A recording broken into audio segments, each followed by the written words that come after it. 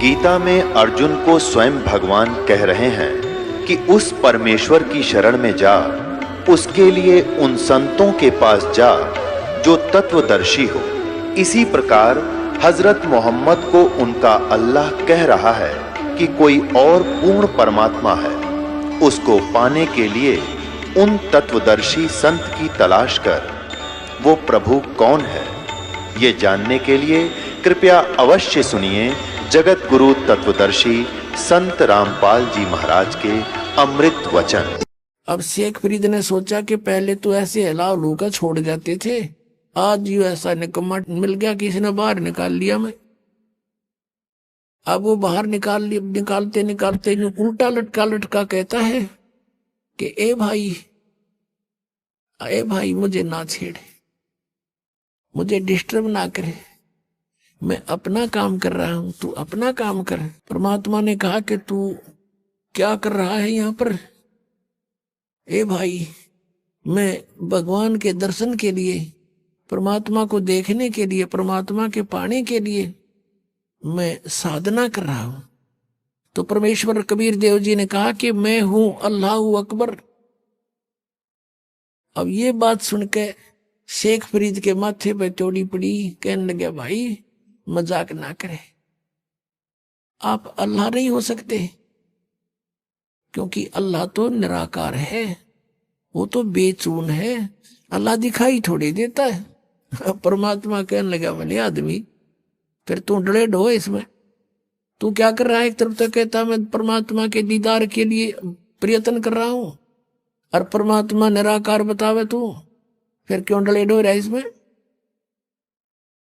क्या क्या फायदा तेरा इसमें ये साधना करने का? जब वो निराकार है क्या देखेगा, उसका दीदार क्या करेगा?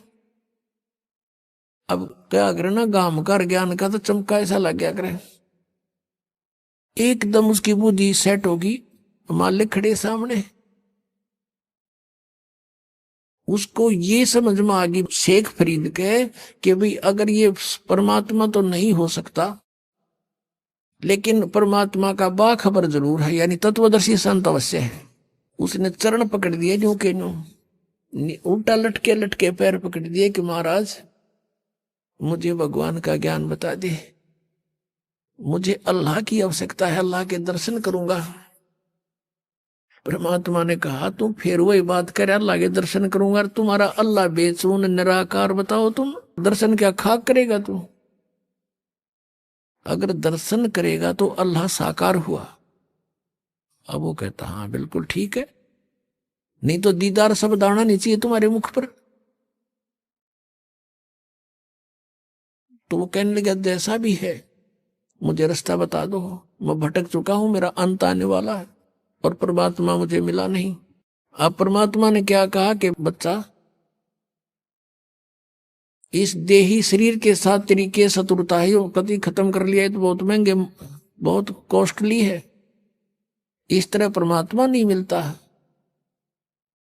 परमात्मा पाने का एक मंत्र है, जाप है, और भूखा रहने भगवान मिले नहीं, गना खाने से भगवान मिले नहीं, इतना भी नहीं खाना चाहिए कि अंगड़ाई टूटर जो माइया दड़ी पक्का खा ले, और इतना कम भी नहीं खाना चाहिए कि कमर टेढ़ी हो जा के भक्ति करोगे। प्रथम अंजल संयम राखे, योग युगत सब सतगुरु भाखे, खाने पीने पर संयम बरते, हिसाब का खावे, इतना खावा जो घना नींद भी ना आवे और भूखा भी ना रहे और शरीर में फुर्ती सफुर्ती बनी रहे। और ये साधना कर। फिर शेख फरीद को धीरे धीरे खाना खिलाया, फल खिलाए, फूल खिलाए, फिर धीरे धीरे खाना खाने लगा और फिर वो परमात्मा के साथ ही हो लिया।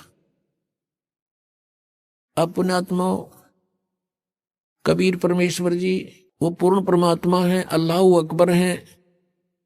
अल्लाह कबीर कहो चाहे कबीर अल्लाह कहो, गॉड कबीर कहो, कबीर साहब कहो, अल्लाह अकबर कहो, अल्लाह कबीर या अकबर एक ही बात है। ऐसे अपनी प्यारी आत्माओं को फिर से सतमार्ग पर लगाते हैं, उनकी बैटरी चार्ज करते हैं। अब पुण्यात्माओं कैसा है भगवान और कौन है परमात्मा, पहले तो हम अपने सदग्रंथों से पहचानेंगे कि कैसा है भगवान। जैसे पवित्र हिंदू धर्म के अंदर चारों वेदों को एथेंटिक मानते हैं कि वेदों में जो लिखा वो फाइनल है, लेकिन वेदों का जो लेख है मूल पाठ संस्कृत भाषा में है। अपनात्मा ज्ञान जो होता है, ज्ञान वो किसी भी भाषा में हो, ज्ञान तो ज्ञान ही होता है।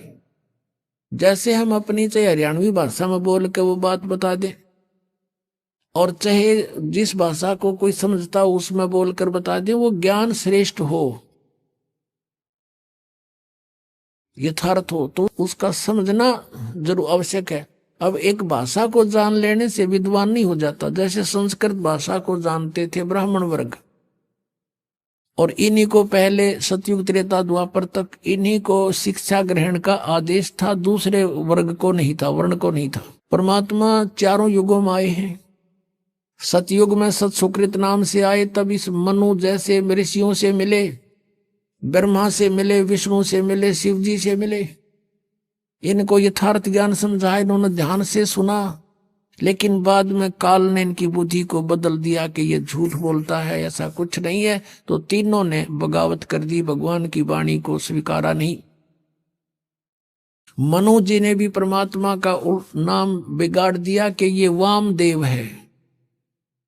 वाम माने उल्टा, उल्टे अर्थ करने वाला, क्योंकि कबीर परमेश्वर कहते थे मैं परमात्मा हूं, तो इस बात का बहुत मजाक उड़ाते थे वो कि ये भगवान है, ये ब्रह्मा विष्णु महेश से भी ऊपर मानता है, मेंटल है, मेंटल। और वो कहा करते कि भगवान तो निराकार है, प्रकाश ही प्रकाश है। परमात्मा कहा करते कि ऊपर भी मैं ही हूं, नीचे भी मैं ही हूं, दोनों ठोड़ पर मैं ही हूं। तो उसका नाम वामदेव रख लिया, वामदेव। वाम माने उल्टे, उल्टा, उल्टी खोपड़ी वाला। वामदेव उल्टी खोपड़ी वाला भगवान। नहीं माना, कहने का भाव किसी ने नहीं माना परमात्मा को परमात्मा। त्रेता युग में मुनिंदर नाम से आए थे, और द्वापर में करुणा में नाम से आए थे, जो सुपद सुदर्शन के गुरुजी बने थे। और त्रेता युग में आए थे जब मंदोदरी और नल नील और लंका के अंदर जो एक चंद्र विजय भाट था, उसके 16 सदस्यों ने नाम लिया था, और भी कुछ एक अच्छी आत्माओं ने परमात्मा की शरण ग्रहण की थी। तो अब कलयुग के अंदर वो परमात्मा आए, और अपना यथार्थ ज्ञान स्वयं ही बताना पड़ता है परमात्मा को प्रत्येक युग में आके। तो अब जो परमेश्वर आए थे 600 वर्ष पहले बनारस में, उस समय भी परमेश्वर यही कहा करते थे कि तुम जिन भगवानों की पूजा करते हो, इनकी पूजा का विधान वेदों में नहीं है। और ब्रह्मा विष्णु महेश को आप अजरो अमर मानते हो, ये अजर अमर नहीं है, इनकी जन्म मृत्यु होती है। 3 देव की जो करते भक्ति, उनकी कदे ना हो मुक्ति। इन तीनों देवताओं की 600 वर्ष पहले परमात्मा ने बताया था कि दुर्गा इनकी माता है और काल इनका पिता है। लेकिन उस समय इन ब्राह्मण वर्ग के जो गुरुपद पर विराजमान थे व्यक्ति, उन्होंने परमात्मा का घोर विरोध किया और करवा दिया जनता से, और कहा कि कबीर तो अशिक्षित है, ये क्या जाने संस्कृत भाषा को, ये तो जुलाहा है, धानक है, हम ब्राह्मण हैं, हमने संस्कृत को पढ़ा, ऐसा कुछ नहीं लिखा हुआ इन पुराणों में। ये सर्वेश्वर है, महेश्वर है, कोई इनके माता पिता नहीं, मृत्युंजय है, कालज्य है। आज तक मूर्ख बना रहे थे हमारे कोई संस्कृत भाषा के जानने वाले। और परमात्मा ने 600 वर्ष पहले लिखा था कि इनकी जन्म मृत्यु होती है, इनके माता पिता हैं।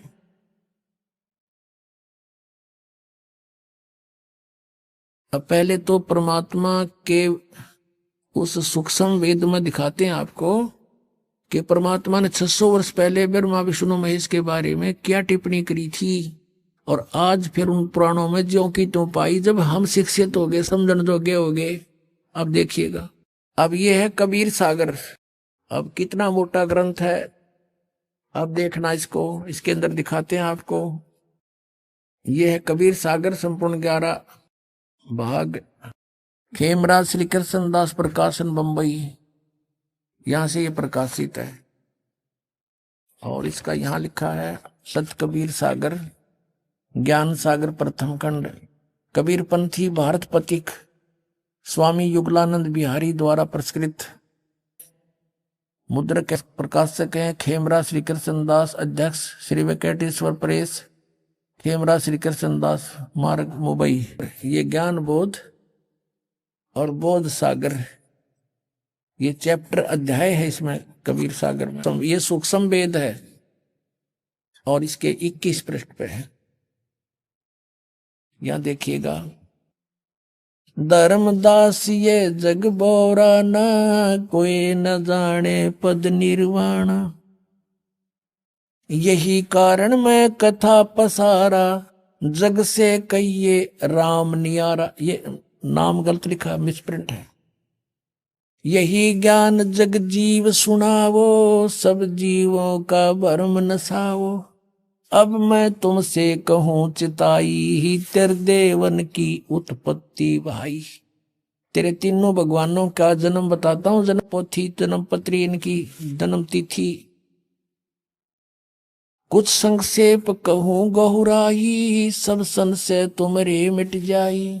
भरम गए जग वेद पुराना, आदि राम का वेद न जाना। आदि राम है ये, राम राम सब जगत बखाने, आदि राम कोई बिरला जाने। सब राम राम अल्लाह अल्लाह कर रहे हैं, गॉड गॉड। आदि राम यानी सनातन परमात्मा को कोई नहीं जानता। ये राम है, नाम नहीं, सब गलत विस्फोट है ये। ज्ञानी सुने सो हृदय लगाई, मूर्ख सुने तो गम ना पाई। अब ब्रह्मा विष्णु महेश के तीनों देवताओं के माता पिता बताता हूं। माँ अष्टंगी पिता निरंजन, ये जमदारुण वंशन अंजन। पहले कीन निरंजन राई, पीछे से माया उपजाई। माया रूप देख अति शोभा, देव निरंजन तन मन लोभा। कामदेव धर्मराय सताए, देवी को तुरंत दर खाए। पेट से देवी करी पुकारी, हे साहेब में मोह करो उबारी। टेर सुनी सतगुरु तय आए, अष्टंगी के बंद छुड़वाए। धर्मराय को हिकमत कीना, नख रेखा से भग कर लीना।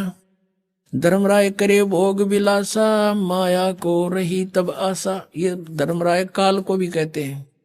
ये काल ज्योत स्वरूपी निरंजन काल या ब्रह्म कहो, ये दुर्गा का पति है और ब्रह्मा विष्णु महेश इन दोनों के संयोग से उत्पन्न हुए परमात्मा बता रहे हैं। तीन पुत्र अष्टंगी जाए, ब्रह्मा विष्णु शिव नाम धराए। होय होय। तीन देव विस्तार चलावे, इनमें यो जग धोखा खावे।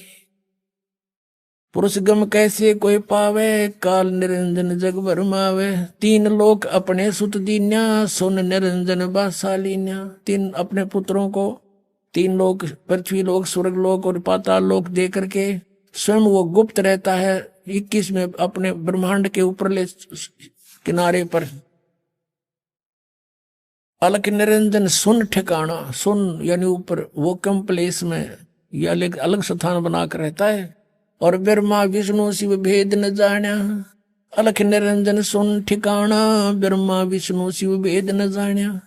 तीन देव सो उसको ध्यावे, निरंजन का वे पार न पावे। अभी तक ब्रह्म की प्राप्ति ब्रह्मा विष्णु महेश को नहीं होली।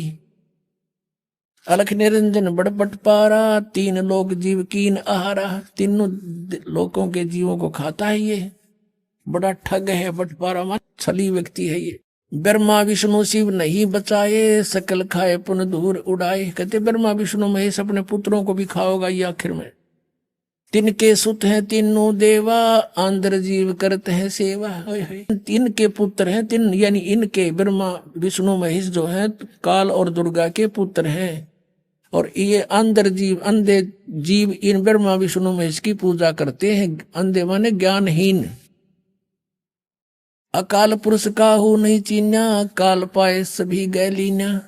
कहते तीन देव और असुर अवतारा, ताको बजे सकल संसारा। तीनों गुण का ये विस्तारा, धर्मदास मैं कहूँ पुकारा। गुण तीनों की भक्ति में ये भूल पड़ो संसार, कह कबीर निज नाम बिना कैसे उतरो पार। तीन देव की करते भक्ति, उनकी कदे ना हो वह मुक्ति। कबीर परमात्मा जी 600 वर्ष पहले कहा करते थे ये ज्ञान। और इन संस्कृत भाषा के जानने वालों ने कहा था कि कबीर जी तो अनपढ़ हैं, अशिक्षित हैं, ये संस्कृत भाषा को कैसे समझ सकते, ये झूठा है, कपटी है, झूठ बोलता है। ऐसा घोर विरोध करा दिया परमात्मा का। वो सितम ढाए परमात्मा के ऊपर। उनका इतिहास सुनाएंगे आने वाले समय में और विशेष डिटेल बताई जाएगी। तो अब सिंपल सा आपको बताते हैं कि क्या हुआ कि परमात्मा 600 वर्ष पहले आकर ये कह के गए थे कि ब्रह्मा विष्णु महेश के ये माता पिता हैं, इनकी जन्म मृत्यु होती है, ये अजरमर नहीं है, ये नासवान है, ये पूजा के, इनकी पूजा से मोक्ष नहीं। इनकी जब आप जन्म मृत्यु तो मैं मोक्ष कैसे देंगे, हमें मोक्ष चाहिए गीता जी वाला।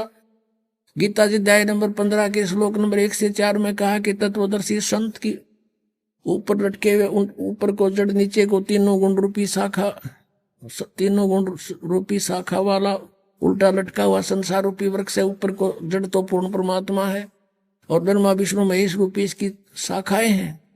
और तत्वदर्शी संत वो होगा जो इसके सभी भाग बता देता है। उसके पश्चात परमेश्वर के उस परम पद की खोज करनी चाहिए जहां जाने के बाद साधक फिर लौट कर कभी नहीं आते। गीता जी अध्याय नंबर 15 के श्लोक 4 में कहा है। और जिस परमेश्वर ने सब ब्रह्मांडों की रचना की है उसी की भक्ति करो, अन्य की नहीं।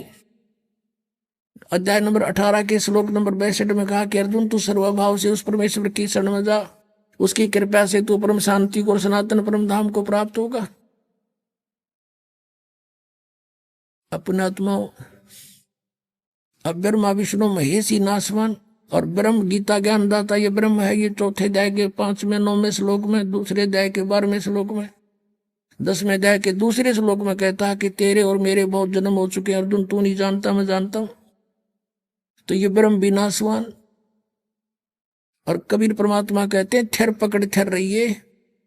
अब जैसे आपने किसी टहनी को पकड़ कर ऊपर उठना चाहे हुआ नीचे आके टेकेगी तो उसके साथ ऊपर कैसे जाओगे। अब आपको दिखाते हैं श्री शिव पुराण के अंदर कि ब्रह्मा और विष्णु और शिव जी के कौन है माता पिता।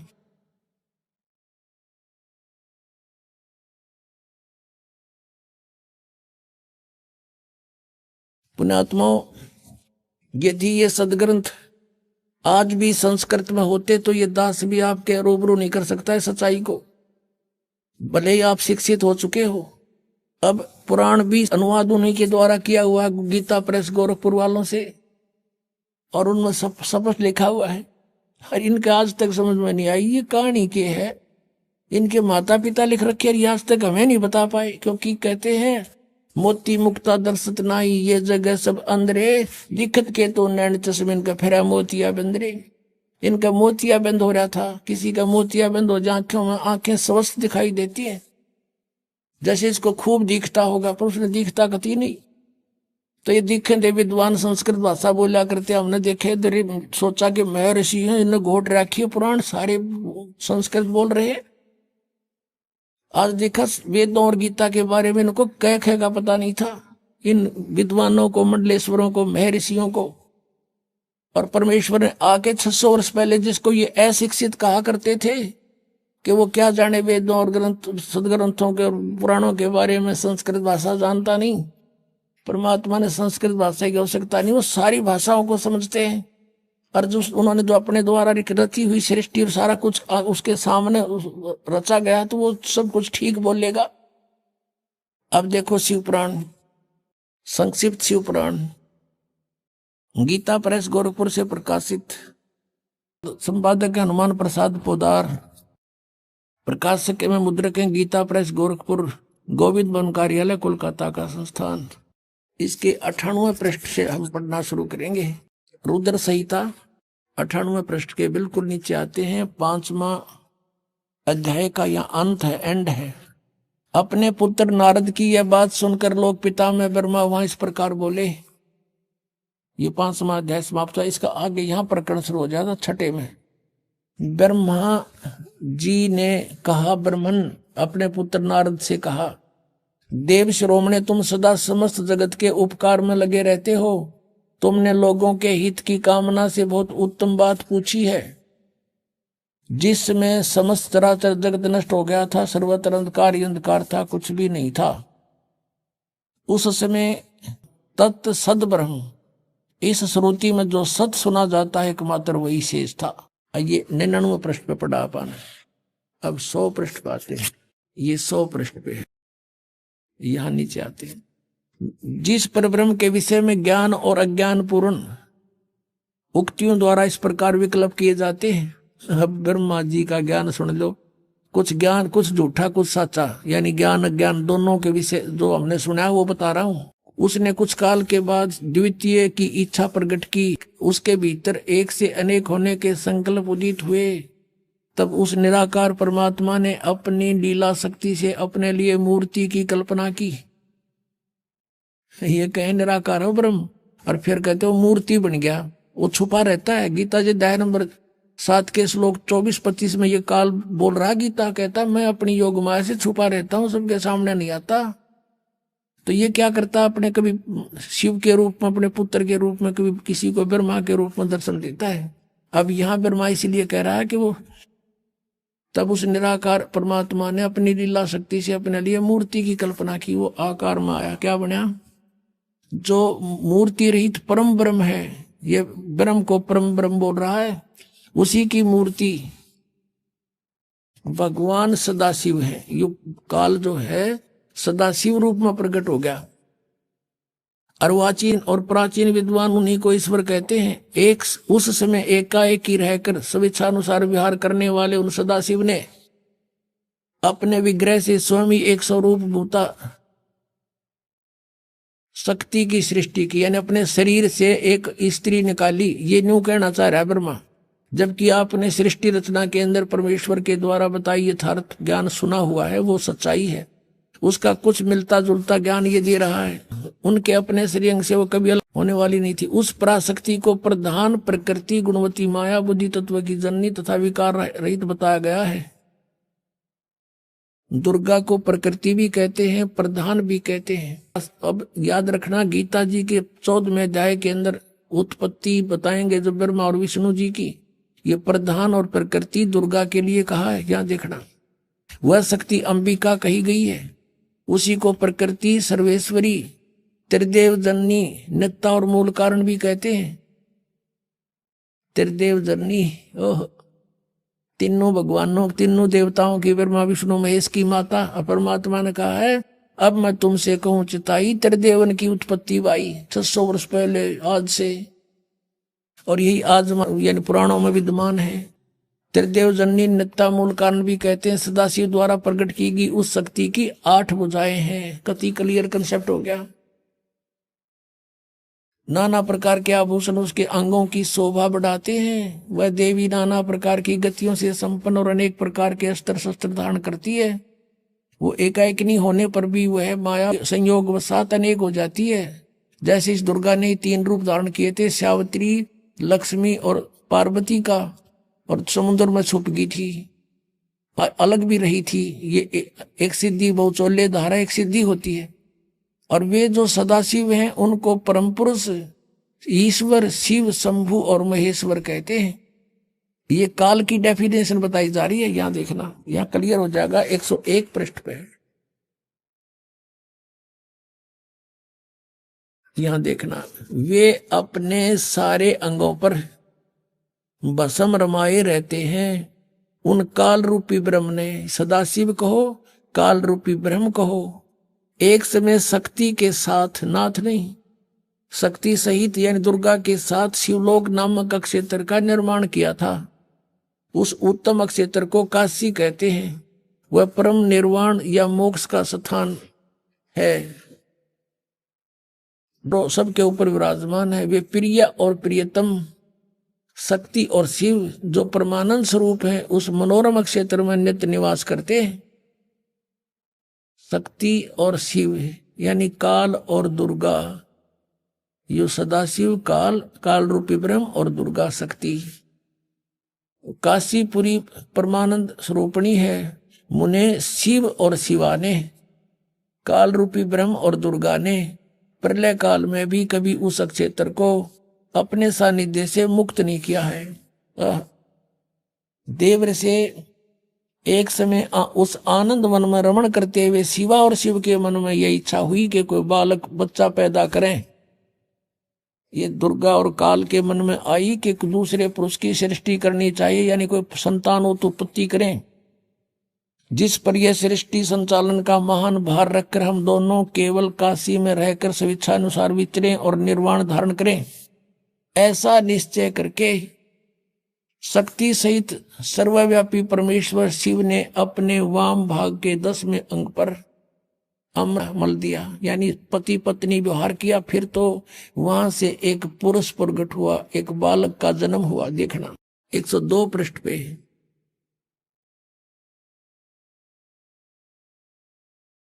अब शिव बोले, वत्स बेटा, व्यापक होने के कारण तुम्हारा विष्णु नाम विख्यात हुआ। उसका विष्णु नाम धर दिया दुर्गा और काल से उत्पन्न बच्चे का। ये हो गया जन्म काल, दुर्गा और काल से विष्णु शब्द हुआ शिव पुराण ने। और ये 5500 वर्ष पहले की लिखी हुई पुस्तक है, आज की नहीं। अब यहाँ देखना, ये 6वां अध्याय समाप्त हो गया। अब 7वें में क्या लिखा है? ब्रह्मा जी कहते हैं देवर से तत्पश्चात कल्याणकारी परमेश्वर सांब सदाशिव ने पूर्ववत प्रयत्न करके जैसे विष्णु को जन्म दिया, उत्पन्न किया, मुझे भी अपने दाहिने अंग से उत्पन्न किया। पुण्यात्मा,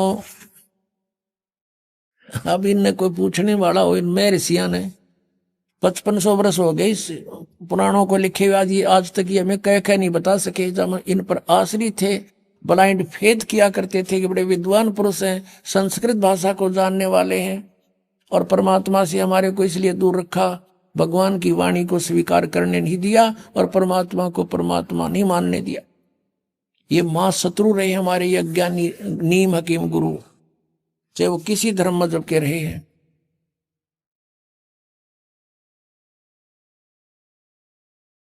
अब यहां पर अब 2 तो सिद्ध हो गए कि दुर्गा और काल से शिव और ब्रह्मा जी की, विष्णु जी और ब्रह्मा जी की उत्पत्ति तो स्पष्ट हो गई, कंसेप्ट क्लियर हो गया। अब रह गया शिव। अब यहां ये विचलित हो गया अनुवाद करता कि यहां प्रकरण चल रहा है जन्म उनके उत्पत्ति का, मूल संस्कृत में विद्वान है, मूल पाठ में। यहां उसने सोचा शिव जी से शिव की उत्पत्ति कैसे लिखूं, हाथ कांप गए। अब लेकिन कहते हैं चोर चुरावे तुमड़ी गाड्डा पानी में, वो गाड्डा हुआ ऊपर आवनो सच्चाई छनी ना। अब दिखाता हूं आपको विद्वेश्वर संहिता पृष्ठ नंबर 24, 25, 26 पे। एक समय ब्रह्मा और विष्णु जी का इस बात पर झगड़ा हो गया। ब्रह्मा जी कहते मैं, विष्णु जी को कहते मैं तेरा बाप, और विष्णु जी कहते मैं तेरा बाप। अब युग इनको ऐसा भ्रम क्यों हुआ? क्योंकि काल ने प्रतिज्ञा कर रखी है कि मैं अपने वास्तविक शरीर रूप में कभी किसी को दर्शन नहीं दूंगा। तो साधकों ने साधनाएं की, हठयोग किया, किसी को ब्रह्मा के रूप में दर्शन दे दिया। जो त्रिलोक इसका पुत्र ब्रह्मा साक्षात सबको दिखाई देता है, देवता है। तो सबने मान लिया कि ब्रह्मा ही सर्वशक्तिमान है, यही परमात्मा हमने समाधि में देख लिया। ये छुपाए हुए अपने आप को सब उसके गुणगान करने लगे। ऐसे किसी को उसने विष्णु जी के रूप में दर्शन दे दिए, किसी को शिव के रूप में। तो कोई कहता नहीं विष्णु जी सर्वशक्तिमान है, कोई कहता नहीं शिव जी सर्वशक्तिमान है, यही भगवान है। ये छुपाए रहे अपने आप को। तो इनका भ्रम हो गया कि हम भगवान हैं। तो इन दोनों ने आपस में झगड़ा कर दिया। तो ऊपर से इस काल ने इनके बीच में एक सफेद पिलर खड़ा कर दिया जिसको शिवलिंग बोलते हैं, तेजों में से चमक निकली बहुत की।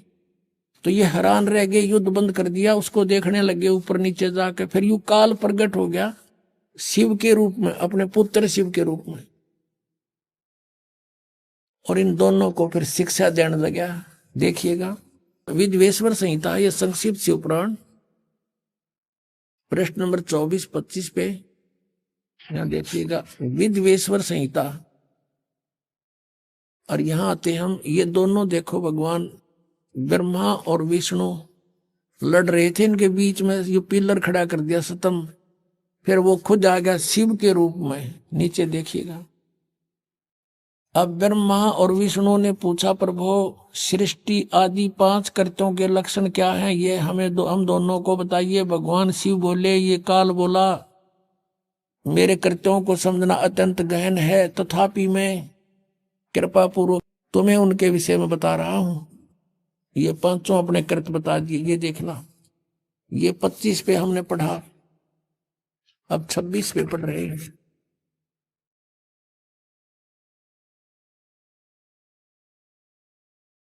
पुत्रों, अब ये काल कहता है ब्रह्मा और विष्णु जी को, पुत्रों तुम दोनों ने तपस्या करके प्रसन्न हुए मुझ परमेश्वर से सृष्टि और सतीथि नामक 2 कृत्य प्राप्त किए हैं। तुमने, तुम्हारे को जो एक विभाग दिया है वो मैंने दिया, पर तुमने पहले तपस्या की, तप के बदले में दिए हैं। ये दोनों तुम्हें बहुत प्रिय हैं। इसी प्रकार मेरी विभूति स्वरूप रुद्र और महेश्वर ने, ये मैं नहीं है, ने 2 अन्य उत्तम कृत्य संहार और तिरोभाव मुझसे प्राप्त किए हैं। अब देखो 4 हो गए, ये 2 तो ये हो गए तुम दोनों ने, ब्रह्मा और विष्णु जी, और रुद्र और महेश्वर, और बोलने वाला 5वां सिद्ध हो गया, इनका पुत्र है। अब पुण्यात्माओं,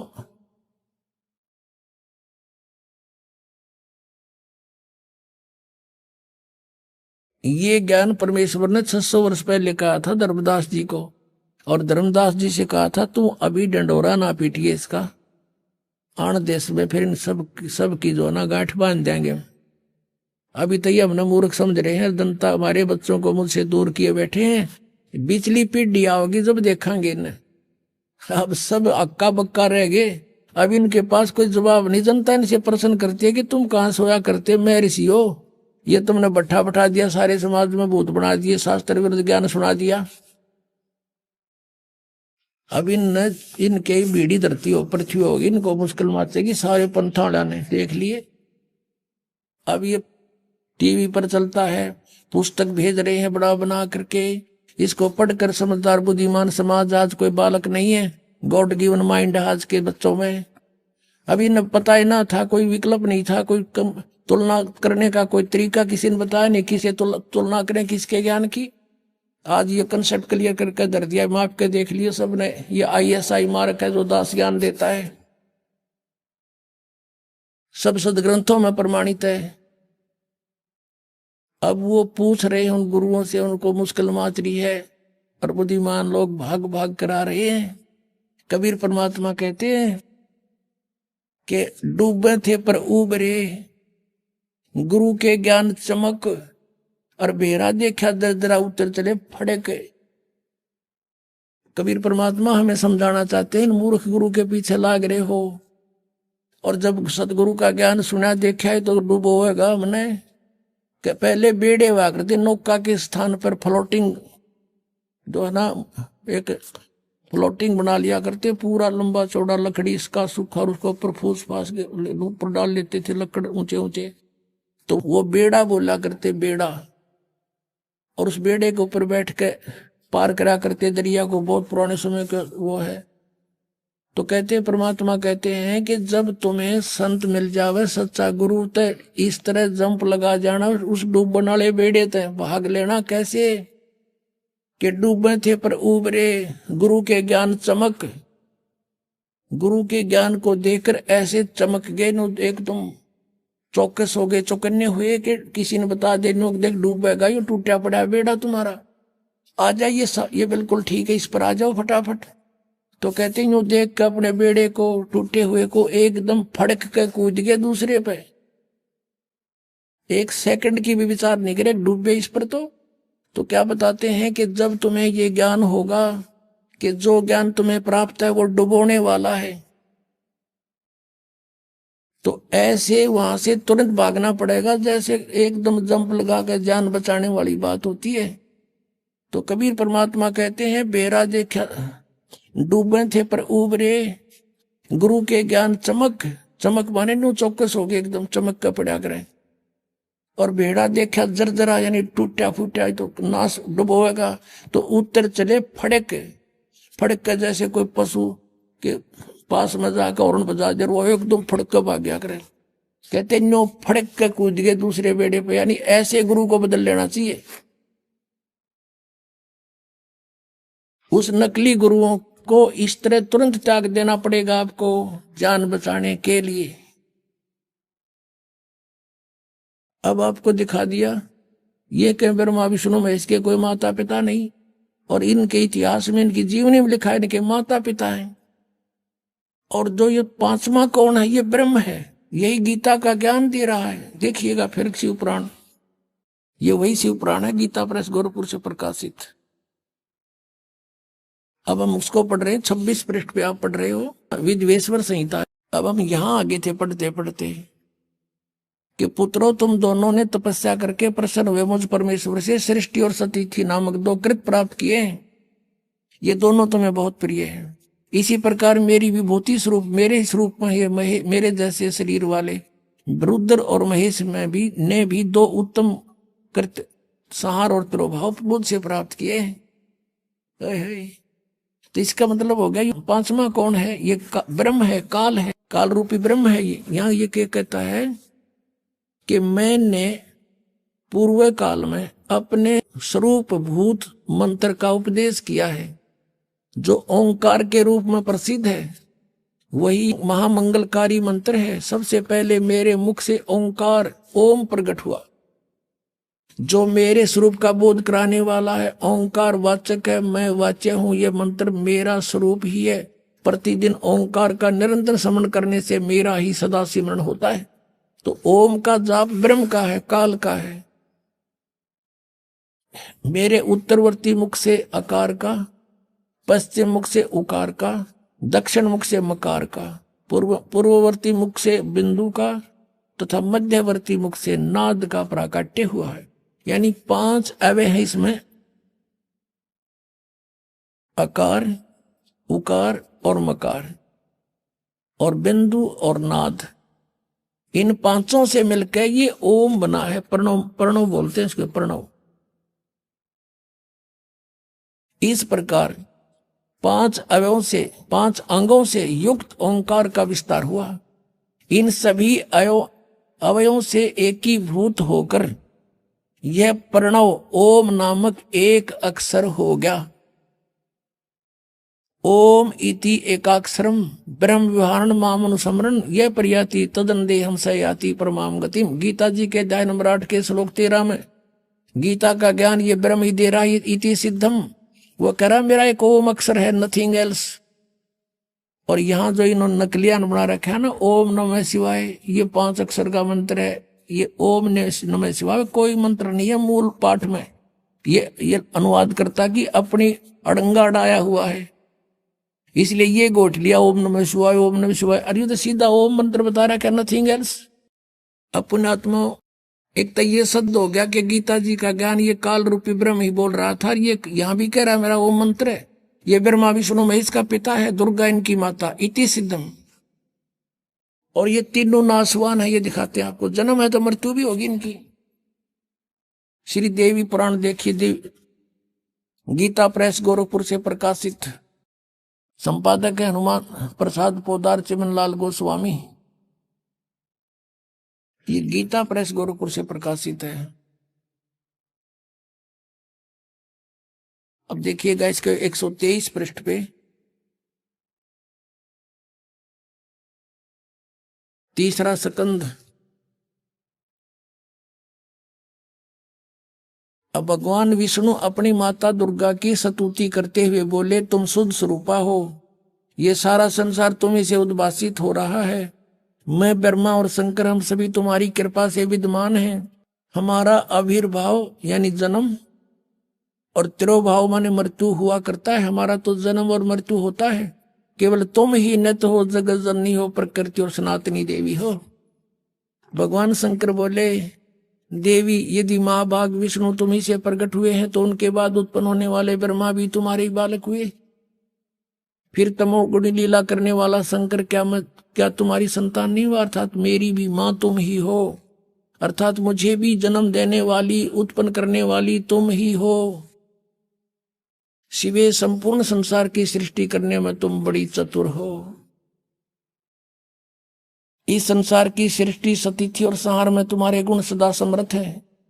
उन्हीं तीनों गुणों से उत्पन्न हम ब्रह्मा, विष्णु एवं शंकर नियमानुसार कार्य में तत्पर रहते हैं। अब इस पवित्र पुराणों ने ये स्पष्ट कर दिया। पवित्र देवी पुराण ने 5 कंसेप्ट क्लियर कर दिए इसमें। एक तो ये कर दिया कि ब्रह्मा विष्णु महेश का जन्म मृत्यु होता है, ये नाशवान है। दूसरा ये कर दिया कि प्रकृति दुर्गा है, प्रकृति दुर्गा को कहते हैं। और तीसरा ये कर दिया कि ये रजगुण ब्रह्मा है, सतगुण विष्णु और चौथा तमगुण शिव जी। और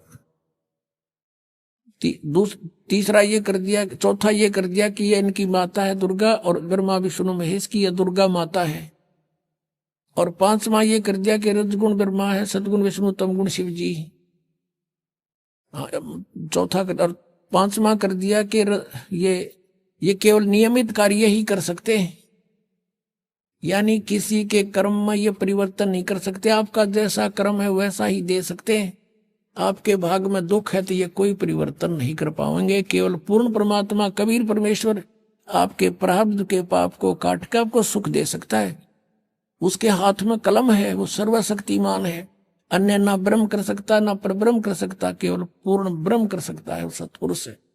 अब यहां आपको दिखाते हैं, ये विष्णु जी स्वीकार करते हैं कि मैं छोटा सा बालक था, तब मुझे माँ के आपके दर्शन हुए थे, आप मुझे पालने पर झुला रही थी। देखिएगा, ये वही तीसरा स्कंद है। पृष्ठ 120 पर पढ़ रहे हैं, पहले 123 पे पढ़ा था। संक्षिप्त देवी पूरा भागवत। अब विष्णु जी कह रहे हैं ये वे ही दिवांगना हैं, ये वही देवी हैं जिनके प्रलय वर्ण में, यानी जब जल ही जल था, सारा पानी ही पानी था, मुझे दर्शन हुए थे। उस समय मैं बालक रूप में था। विष्णु जी बता रहे हैं मेरा याद आ गया, माँ देखी थी मैंने कभी, और मुझे पालने में झुला रही थी। वट वृक्ष पत्थर पर एक सुदृढ़ सैया बिछी थी, उस पर लेट कर मैं पैर के अंगूठों को अपने कमल जैसे मुख में लेकर चूस रहा था। अपने आत्माओं, परमात्मा कहा करते, निरंजन धन तेरा दरबार, निरंजन धन तेरा दरबार, जहां पर तनिक ना न्याय विचार, जहां पर तनिक ना न्याय विचार। पाखंडी की पूजा जग में संत को कहे लबाड़, पाखंडी की पूजा जग में संत को कहे लबाड़।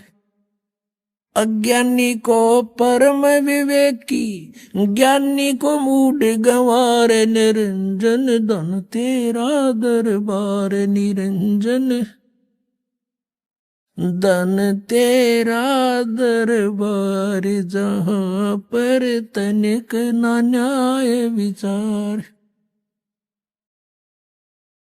वैसा ओढ़े मुल मुल खासा, गल मोतियों के आर, वैसा ओढ़े मुल मुल खासा, गल मोतियों के आर। पतिव्रता को मिले न खादी, वो सूखा निरस आहार, निरंजन धन तेरा दरबार, निरंजन धन तेरा दरबार। जहां पर तनिक न न्याय विचार। कह कबीर सुनो भाई साधो, यहाँ सब उल्टा व्यवहार। कहे कबीर सुनो भाई साधो, यहाँ सब उल्टा व्यवहार।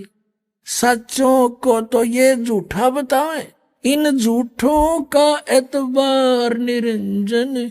धन तेरा दरबार निरंजन, धन तेरा दरबार। जहां पर तनिक ना न्याय विचार। अब परमात्मा कबीर परमेश्वर जी इन ऋषि मंडलेश्वरों को जाकर के प्रश्न करते थे कि तुम विद्वान हो, ब्रह्मा विष्णु महेश के माता पिता बताओ। तब वो कहा करते थे इनके कोई माता पिता नहीं, अजरो अमर सर्वेश्वर सब ब्रह्मांडों के मालिक कुल मालिक यही है। और परमात्मा कहा करते ये नासवान है, इनकी जन्म मृत्यु होती है, इनके माता पिता हैं, दुर्गा इनकी माता है, काल इनका पिता है। वो ऋषि महर्षि नकली ब्राह्मण गुरु कहा करते थे कि कबीर झूठा है, सदग्रंथों में ऐसा नहीं लिखा, इसकी बातों में मत आना। तब परमात्मा वहां खड़े हो गए, एक तारा लेकर कहा करते निरंजन धन तेरा दरबार। निरंजन धन तेरा दरबार, जहां पर तनिक न न्याय विचार। कहे कबीर सुनो भाई साधो, यहाँ सब उल्टा व्यवहार। कहे कबीर सुनो भाई साधो, यहाँ सब उल्टा व्यवहार। सच्चे को तो ये झूठा बतावे, इन झूठों का एतबार निरंजन। धन तेरा दरबार निरंजन, धन तेरा दरबार। जहां पर तनिक न न्याय विचार। आइए अब हम उन श्रद्धालुओं के अनुभव जानते हैं जो जगत गुरु तत्वदर्शी संत रामपाल जी महाराज जी से दीक्षा प्राप्त कर चुके हैं तथा उनके द्वारा बताए गए भक्ति मार्ग पर चल रहे हैं। जी नमस्कार।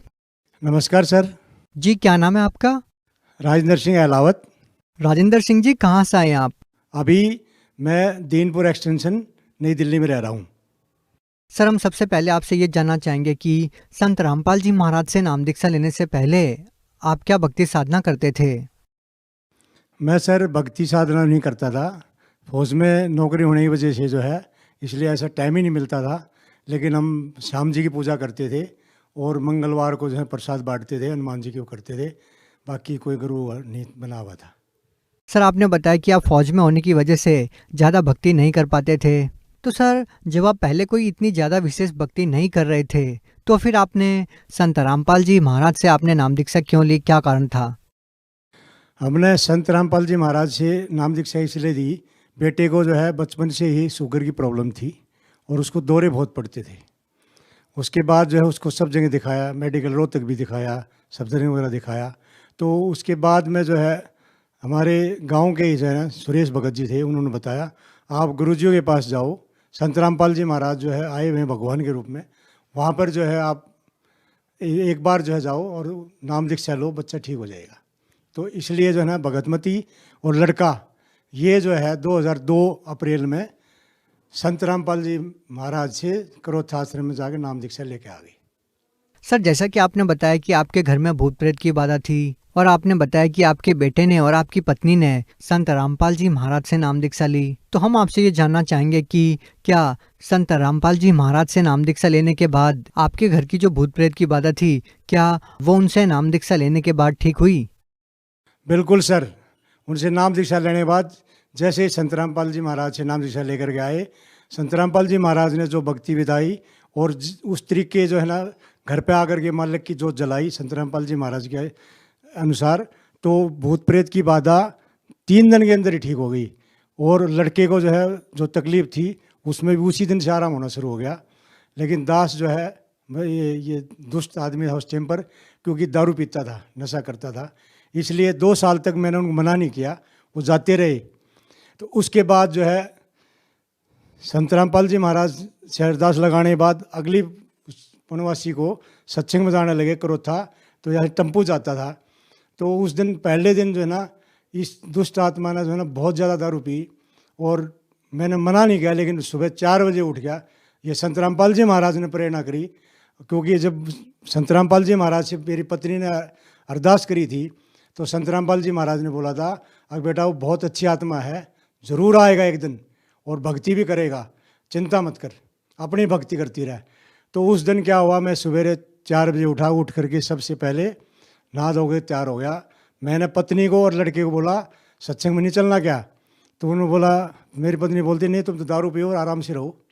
मैंने बोला नहीं, अब नहीं, मैं आज जाऊंगा सत्संग में और संत रामपाल जी महाराज का सत्संग सुनने के लिए चलूँगा। तो उस टाइम पर सर मैं अपने लड़के और पत्नी के साथ करोथा आश्रम गया। वहाँ पर मैं बीड़ी का बहुत चैन स्मोकर था, दारू भी पीता था, कोई भी दिन ऐसा नहीं था जो मैं नहीं छोड़ता, सोमवार मंगल सब बराबर। लेकिन मैं छोड़ना चाहता था, छूट नहीं रहा था। तो उसके बाद वहाँ गया तो करोथा आश्रम में जो है गेट के ऊपर भक्त लोग थे, उन्होंने तलाशी लिया तो मेरे पास बीड़ी थी और माचिस जेब में थी। तो उन्होंने बोला ये चीज़ तो आप अंदर नहीं ले जा सकते, नाम ले रखा है। मैं बोला नहीं, मैं पहली बार आया हूँ। तो उसी टाइम पर क्या हुआ, मैंने वो दोनों चीज़ निकाल कर ऐसे रोड पर फेंक दी। तो वो भक्त भाई बोले, बोला बस आपकी छूट की समझो। मैं बोला नहीं, परमात्मा से नाम लूँगा मैं पहले संत रामपाल जी महाराज से, वो दया करेंगे छूट जाएगी, बाकी मैं शाम को जाकर फिर पी लूँगा। तो उसके बाद अंदर गए, सत्संग सुना, सत्संग सुन करके उसके बाद पर्चा भरवाया, पर्चा भरवाने के बाद फिर नाम लिया। नाम लेने के बाद संत रामपाल जी महाराज गुरु जी भगवान के नाम से जो है जब दर्शन करने के लिए गए तो मैंने अरदास लगाई। तो संत रामपाल जी महाराज ने बोला, बेटा अब तलब नहीं लगेगी। मैंने बोला गुरुजी ऐसे ऐसे होता है। संत रामपाल जी महाराज को मैंने बोला अगर ऐसे ऐसे होता है, मेरे को कीड़ा काटता है, मैं छोड़ना चाहता हूँ लेकिन छूटती नहीं है, और जिसकी वजह से घर में कलेश रहता है बहुत ज़्यादा। तो संत रामपाल जी महाराज ने सिर पर हाथ रखा और बोला, बेटा अब तलब नहीं लगेगी और ये आपका सब रोग धो जाएगा। तो उसके बाद सर जैसे ही जो है ना वहाँ से नाम लेकर के सत्संग सुन के घर पे आए, घर पे मान के दंडोत किया और उसके बाद जो है भक्ति शुरू करी। वो दिन से आज दिन है सर, 2004 अप्रैल से लेकर के आज तक नशे वाला करना तो बहुत दूर की बात है, जो पास में बैठता है उससे भी जो है ना नफरत है। इस दास को पहले छोटी मोटी तकलीफें हो जाती थी, संत रामपाल जी महाराज से नाम दीक्षा लेने के बाद वो कोई भी तकलीफ नहीं रहती किसी भी प्रकार की। संत रामपाल जी महाराज ने इस बच्चे की आत्मा को बिल्कुल तरपत कर दिया। सर संत रामपाल जी महाराज जो है ना परमात्मा है, भक्तों को सबको जगत को ये कहना चाहता हूँ अब जो है ना आओ परमात्मा है, ये परमात्मा आए हुए हैं।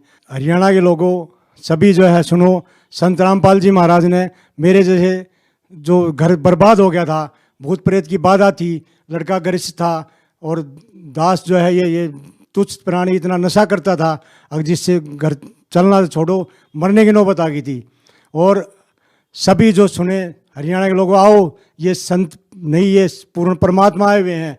और जो है जो नशा की लत जो हरियाणा में फैली हुई है वो सभी जो है आओ और परमात्मा ही शरणमा करके और मालिक से जो ना अपना सारे कष्टों को दूर करवाओ। और एक बार दास के साथ एक घटना हुई जिसमें मालिक ने जीवन दान दिया। 2016 की बात है, दास प्राइवेट कंपनी में लगा हुआ था, ड्यूटी जा रहा था। तो उस दौरान जो है एक सेंट्रो कार वाला आया और घोड़ा ताजपुर गांव के मोड़ के पास उसने इतनी स्पीड पे था वो, उसने सीधी टक्कर मारी और वो स्कूटी पूरी टूट गई। और परमात्मा ने संत रामपाल जी महाराज ने एक क्षण में ऐसे बच्चे को इतना गोद में लेकर साइड में बैठा दिया और खरोच भी नहीं आई। एक दूसरा बाइक वाला आया, उसने मेरा अगर हिलाया, बोलता है आप जिंदा हो? मैंने बोला मैं जिंदा हूँ। बोला कैसे जिंदा? बोला हो ही नहीं सकता, स्कूटी टूट गई। बोला कौन सा मैं चला रहा? बोला कैसे जिंदा हुए? मगर संत रामपाल जी महाराज पूर्ण परमात्मा बच्चा हूँ मैं और उनके चरणों में हूँ, मेरे को कुछ नहीं बिगड़ सकती। वो बंदा मेरे को बोलता है ऐसे हो ही नहीं सकता, आपको परमात्मा ने ही बचाया है, नहीं तो वो मेरे बाइक के भी जो है क्रॉस करके आया था और जो आप बच कैसे गए? तो मैंने बोला संत रामपाल जी महाराज परमात्मा है और ये ऐसे ही बचाते हैं। तो जीवन दान दिया परमात्मा ने उस दिन, नहीं तो दास अगर शरण में नहीं होता तो खत्म हो जाता।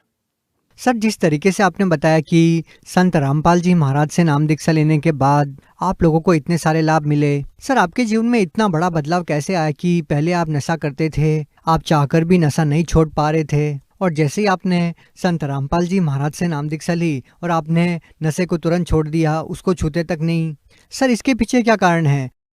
इसके पीछे ये कारण है, संत रामपाल जी महाराज पूर्ण परमात्मा है और वो भक्ति जो बताते हैं वो हमारे शास्त्रों के अनुसार बताते हैं।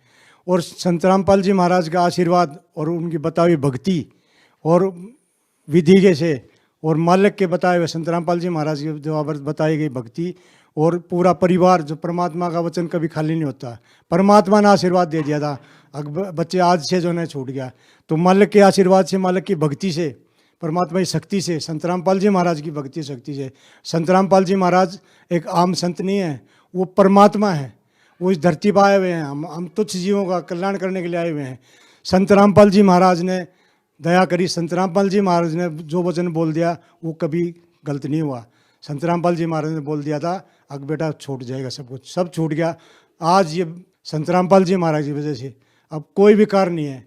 और लड़के को जो दौरे पड़ते वो भी बिल्कुल बंद हो गए और प्रेत बाधा भी बिल्कुल ठीक होगी। आज मालिक ने ऐसा कर दिया, अब परमात्मा दया करेंगे तो सतलोक भी जाएंगे। सर जैसे कि आपने बताया कि संत रामपाल जी महाराज से नाम दीक्षा लेने के बाद आपका नशा छूट गया। सर और भी लाखों लोग हैं जो आपकी तरह नशा करते हैं और वो बहुत कोशिशों के बाद भी वो अपना नशा नहीं छोड़ पा रहे हैं, तो क्या वो भी आपकी तरह संत रामपाल जी महाराज से नाम दीक्षा लेंगे तो क्या उनका भी नशा छूट जाएगा? बिल्कुल सर, 101% छूट जाएगा। संत रामपाल जी महाराज से जो मेरे से जो दुष्ट प्राणी है, जो पहले ऐसे थे, वो आज जो कर रहे हैं और जो ये सुन रहे हैं, वो अगर संत रामपाल जी महाराज से नाम दीक्षा लेंगे तो नशा तो क्या, कैंसर जैसी चीज़ भी ठीक हो सकती है। संत रामपाल जी महाराज पूर्ण परमात्मा है, इस धरती पर हमारे जैसे प्राणियों को उद्धार करने के लिए आए हुए हैं। मैं तो ये कहूँगा संत रामपाल जी महाराज के पास सभी को आना चाहिए। और जो है संत रामपाल जी महाराज एक परमात्मा है जो कल्याण करने के लिए आए हुए हैं। सर आप हरियाणा से बिलोंग करते हैं और संत रामपाल जी महाराज भी हरियाणा से है, तो आप हरियाणा वासियों को संत रामपाल जी महाराज के बारे में क्या कहना चाहेंगे, क्या संदेश देना चाहेंगे? सर मैं हरियाणा वासियों को ये संदेश देना चाहता हूँ कि हरियाणा वासियों कहाँ सोए पड़े हो, कहाँ सोए पड़े हो। संत रामपाल जी महाराज जो है वो पूर्ण परमात्मा आए हुए हैं। मेरे जैसा प्राणी जो जिसमें भूत प्रेत की बात थी, घर में कलह था, क्लेश थी, दिन रात दारू पीता था, नशेड़ी था, उसको इंसान बना दिया। और तुम कड़ा सोए हो, आ जाओ परमात्मा आइए, तुम बाबा और ढोंगियों की तरह मत मानो। ये पूर्ण परमात्मा संत रामपाल जी महाराज धरती पर आए हुए हैं। आप सारे शरण में आओ और अपना कल्याण करवाओ। संत रामपाल जी महाराज से नाम दीक्षा कैसे ले सकते हैं? नाम दीक्षा लेना कति आसान है। संत रामपाल जी महाराज का कई चैनलों पर सत्संग आता है, उसके नीचे पीली पट्टी चलती है, उस पर नाम दान सेंटर के नंबर आते हैं और कति निःशुल्क, कति फ्री परमात्मा आ रखे, ये पहचान लो, अभी पहचान लो। तो मैं तो सभी हरियाणा वासियों से यही प्रार्थना करूंगा, आप संत रामपाल जी महाराज शरण में आओ और अपना कल्याण करवाओ। जी बहुत बहुत धन्यवाद आपका। धन्यवाद सर।